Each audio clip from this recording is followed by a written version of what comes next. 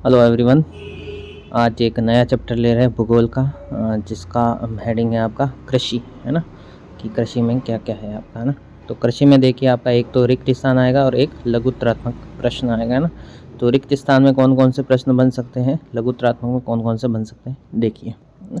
पहला प्रश्न है, भारत में सबसे अधिक उगाई जाने वाली फसल कौन सी है ना। तो भारत में सबसे ज़्यादा उगाई जाने वाली फसल क्या है आपकी, चावल है ना।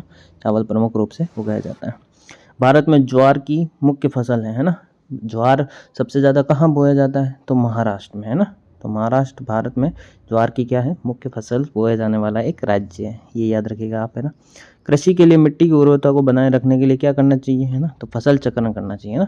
एक ही फसल बार बार नहीं लगानी है ना, अलग अलग फसलें उगानी चाहिए। फिर भारत में सबसे प्रमुख नकदी फसल है, वह कौन सी फसल है भारत में जिससे सबसे ज़्यादा पैसा कमाया जाता है ना। तो वो आपकी गन्ना है, क्या है, गन्ना। चलो अगला देखिए,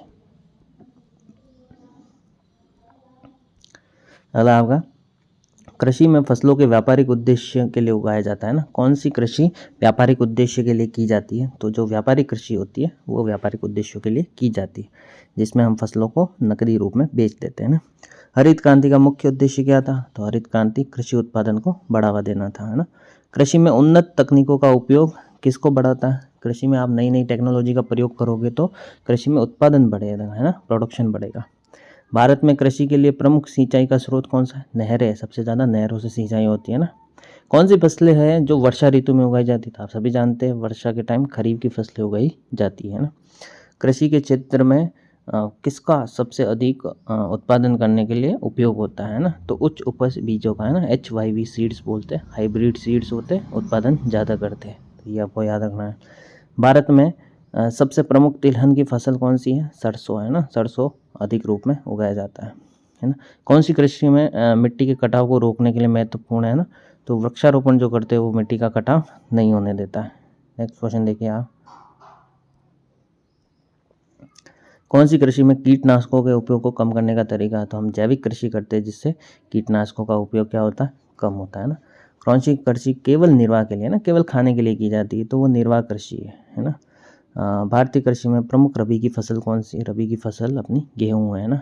कृषि का एक ऐसा प्रकार जिसमें सिंचाई की आवश्यकता नहीं होती, तो शुष्क कृषि है ना, ये मरुस्थलीय क्षेत्र में की जाती है जहाँ हम ज्वार बाजरा उगाते हैं ना, वो वाला। भारतीय कृषि में सबसे बड़ा कपास उत्पादक राज्य, सबसे ज़्यादा कपास कहाँ होता है, तो गुजरात में होता है ना। भारत में कृषि को भारतीय अर्थव्यवस्था की रीढ़ की हड्डी माना जाता है, तो ये भी आप याद रखिएगा ना। भारतीय कृषि में प्रमुख खरीफ की फसल कौन सी है, तो मक्का हमारी प्रमुख खरीफ की फसल है ना। भारत में चावल का सबसे बड़ा उत्पादक राज्य, तो चावल सबसे ज़्यादा पश्चिम बंगाल में होता है ना। और कौन सी फसलें ऐसी होती है जो सर्दियों के मौसम में उगाई जाती है, तो वो रबी की फसलें है ना, ये याद रखिएगा। अगला देखिए, भारत में कौन सी क्रांति ने गेहूं के उत्पादन में वृद्धि की थी, तो हरित क्रांति जो हुई थी उससे गेहूं के उत्पादन में वृद्धि हुई थी ना। कौन सी फसलें वे होती है जो गर्मियों में उगाई जाती है, तो गर्मियों में जायद की फसलें उगाई जाती है ना। भारत में कॉफ़ी का सबसे बड़ा उत्पादक राज्य, कॉफ़ी सबसे। तो देखिए आगे जो लघुत्तरात्मक प्रश्न आएगा उसमें देखिए क्या प्रश्न बन सकता है ना। पहला प्रश्न है कि भारतीय कृषि की स्थिति में सुधार के लिए सरकार द्वारा संस्थागत और तकनीकी सुधारों के बारे में बताइए ना, कि भारतीय कृषि में सरकार ने क्या संस्थागत और तकनीकी सुधार किए है ना। तो देखिए आज़ादी के बाद जोतों की जो चकबंदी की गई है ना, सहकारिता का और जमींदारी को समाप्त किया गया है ना। तो ये जो प्राथमिकताएं दी गई इससे भारतीय कृषि में सुधार हुआ। और देखिए प्रमुख सुधार कौन कौन से हुए। 60 और 70 के दशक में भारत सरकार ने कई सारे कृषि सुधार किए, जैसे हरित क्रांति हुई, श्वेत क्रांति हुई, है ना। 1990 में भूमि सुधार हुए, भूमि विकास कार्यक्रम हुए, है ना। सूखा, बाढ़, चक्रवात, आग, बीमारी, है ना, फसल बीमा स्टार्ट हुआ, है ना। ग्रामीण बैंकों से, सहकारी समितियों से किसानों को ऋण प्रदान करने के लिए बहुत सारी व्यवस्थाएं की गई ना।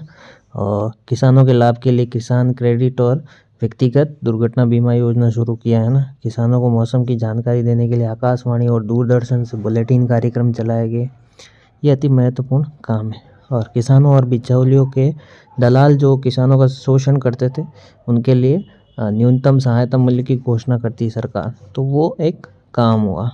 आगे देखिए, आगे का एक अच्छा सा सवाल है ये कि रबी और खरीफ की फसलों में प्रमुख अंतर क्या है ना, रबी की फसल और खरीफ की फसल में अंतर क्या है ये देखना है आपको, ठीक है।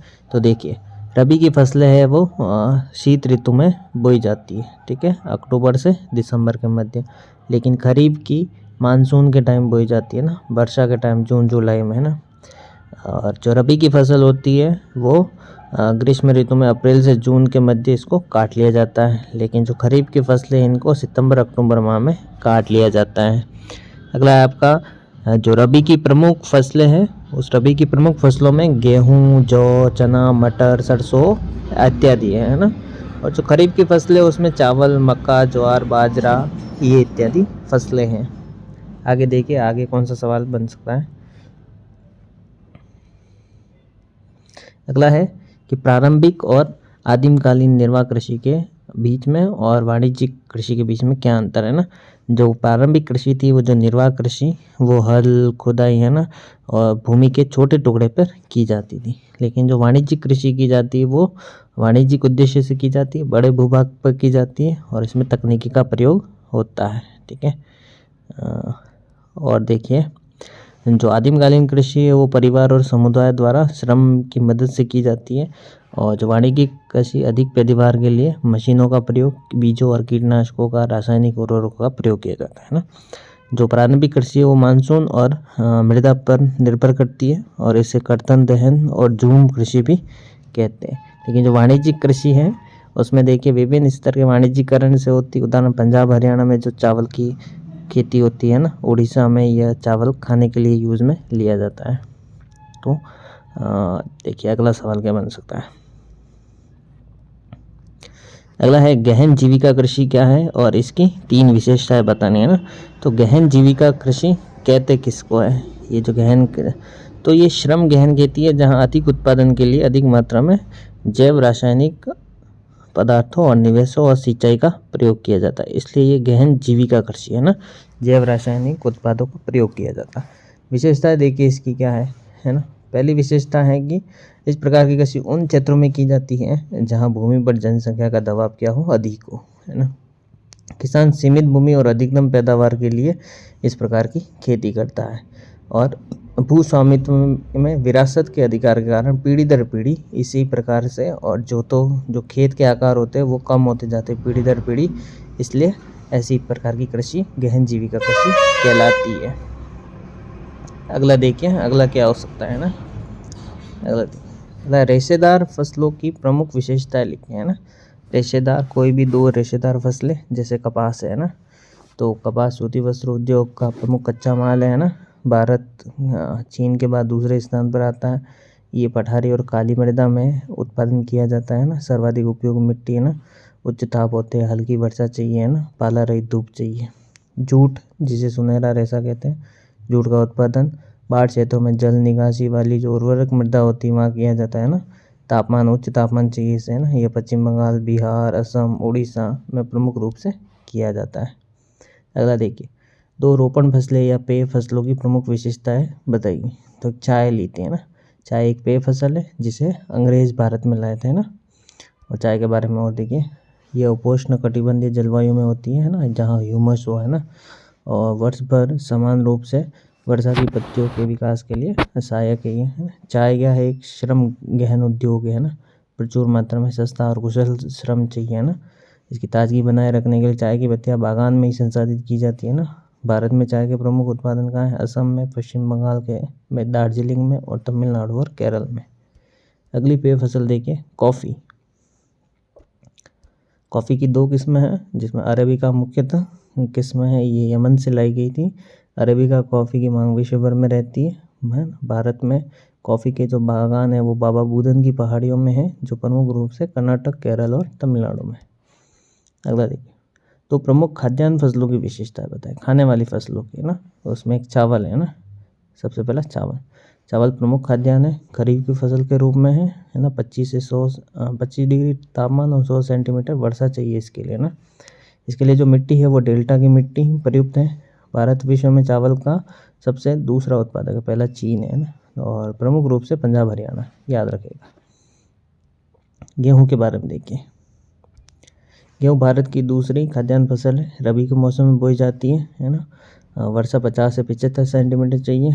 खिली धूप की आवश्यकता होती है। गंगा और सतलुज के मैदान और दक्कन के पठार में इसकी खेती की जाती है ना। इसे प्रमुख रूप से पंजाब, हरियाणा, उत्तर प्रदेश, मध्य प्रदेश, बिहार और राजस्थान में गेहूँ की खेती की जाती है ना। तो ये कुछ इम्पोर्टेंट आपके इस चैप्टर के सवाल है, तो ये सभी आप पढ़िएगा। मेरा मानना है कि इनको करने से आपके अच्छे नंबर आएंगे। मिलते हैं नेक्स्ट वीडियो में। Thank you.